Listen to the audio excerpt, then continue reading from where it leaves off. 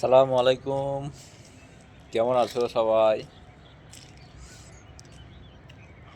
বছর ঘুরে আমাদের আবার সেই রমজান মাস চলে আসলো। আজ রমজান মাসের প্রথম দিন ফজরে নামাজ পড়ে এলাম এবং দেখলাম মসজিদের মধ্যে বহুত লোক। কিন্তু এমনি টাইম যখন যাই ফজরের সময় দেখতে পাই এক কাতার পুজে না, বা 20টা 50টা 30টা, তার বেশি লোক হয় না। এখন রমজান মাসে মসজিদে গিয়ে দেখলাম তোমার ফজরের সময় ভিতর বাইর সব লোড। কেন? এটা একটা রহমতের মাস। তাই এইভাবেই আল্লাহ যদি 12 মাস রহমত দিত, তা মানুষ কেউ খারাপ পথে যেত না বা খারাপই কেউ করতো না। তা কথা হচ্ছে ভাই, পৃথিবীতে 1 কোটির বেশিও মানুষ আছে, বা কোটি কোটি মানুষ আছে। তার ভিতরে দেখা গেছে শতকরা 1% বা 2% লোক রমজান মাস এলে খুশি হয়, আর বাকি সব নারাজ। কেন? যে এখন দেখতে পাচ্ছি, যে ভাইয়ের কাছে যাচ্ছি, ভাই রমজান রোজা করবে না, বলছে ভাই আমার শরীর খুব খারাপ।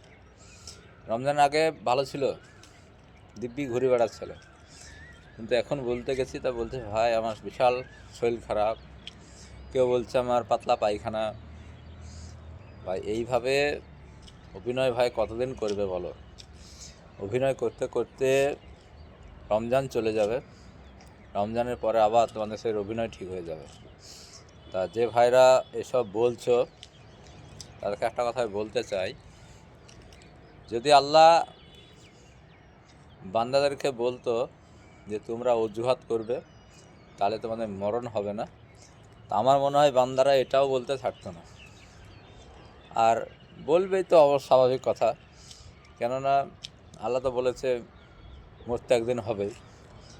তা বান্দারা সেদিকে নজর দেয় না। ভালো কথা কেউ বলতে গেলেই মানে ব্যথা, গায়ে ব্যথা, গায়ে জ্বর, মাথা ব্যথা, মানে যে কোনো একটা অজুহাত থাকবেই। যদি ওই বান্দাটাকে আপনি বলতে যান যে ভাই চলো পার্কে থেকে ঘুরে আসি বা কোনো কাজ থেকে ঘুরে আসি, দেখবে তার কোনো অজুহাত থাকে না। তাই সকল ভাইদের কাছে বলবো, পবিত্র মাসকে অবহেলায় কাটিয়ে দিও না, কারণ একটা বছর ঘুরে আমাদের সেই মাহে রমজান মাস ঠান্ডার মৌসুমে এসেছে। তাই সকল ভাইদের কাছে অনুরোধ, দেখবেন ভাই এই মাস পরিবর্তিত বছরে পাবে কি না তার কোনো সন্দেহ নাই, ঠিক নাই? তাই যেহেতু সামনে এসেছে, সবাই যে যেখান থেকে কাজ করো, যে যেখানে থাকো, সে সেখান থেকে করার চেষ্টা করবে, কারণ রোজা তো ফরজ, রোজা তো করতেই হবে। কোনো বাহানা চলবে না ভাই, কোনো বাহানা অজুহাত চলবে না। নামাজ যেরকম ফরজ, রমজানের রোজাও ফরজ, তেমনি সকল ভাইদের কাছে বলছি যে ফরজ জিনিসকে ভাই কেউ ছেড়ে দিও না ইচ্ছাকৃতভাবে।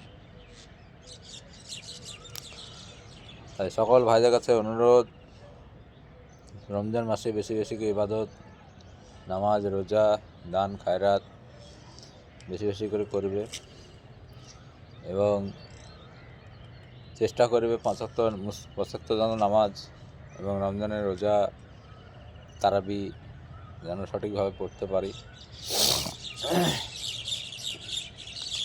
আসসালামু আলাইকুম, সবাই ভালো থেকো।